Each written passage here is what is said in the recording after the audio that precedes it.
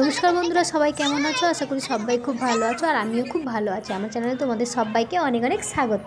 সপরিবারে সবাই মিলে চলে এসেছিলাম এক মহোৎসব বাড়ির অনুষ্ঠান খেতে।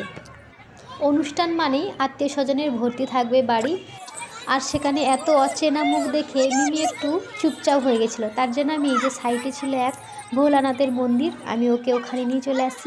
আর এখানে আসতেই মিমি কী করছে দেখো। না, কোথায় এসছো গো? হ্যাঁ, ঠাকুরের কাছে এসছো? ভোলানাথের কাছে? ভোলানাথ কই? এই ভোলানাথ, এ তো যাও।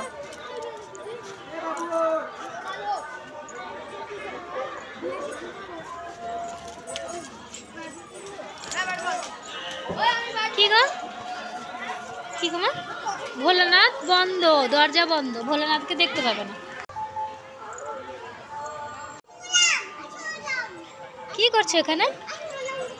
হ্যাঁ হ্যাঁ হ্যাঁ, কি করছো? কি করছো মা? নাচ করছো? ওরে বাবারে, বাড়িতে যদি থাকে এরকম ছোট বাচ্চা, তাহলে এই যে অনুষ্ঠান বাড়ির এত লোকজনের সাথে তুমি একটুও সময় পাবে না কথা বলার জন্য। কারণ ওদের পিছনে টাইম দিতে দিতে তোমার টাইমটাই চলে যাবে, কিভাবে তুমি নিজেও বুঝতে পারবে না।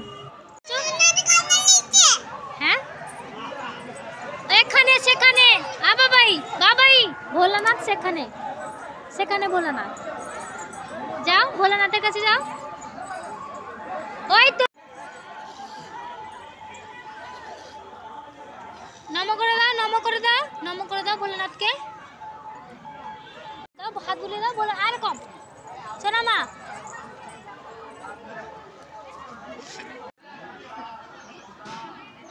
নম করো, মনে নাম করো।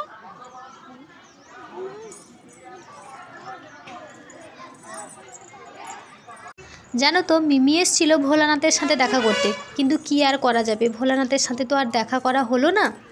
তাই মিমি কিন্তু খুঁজে পেয়ে গেছে এই যে ভোলানাথের নন্দীকে, আর ওই নন্দীর সাথেই মিমি শুরু করে দিয়েছে খেলা।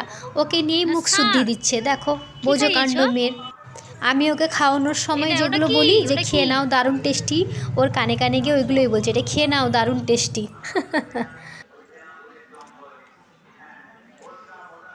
চলে আসো।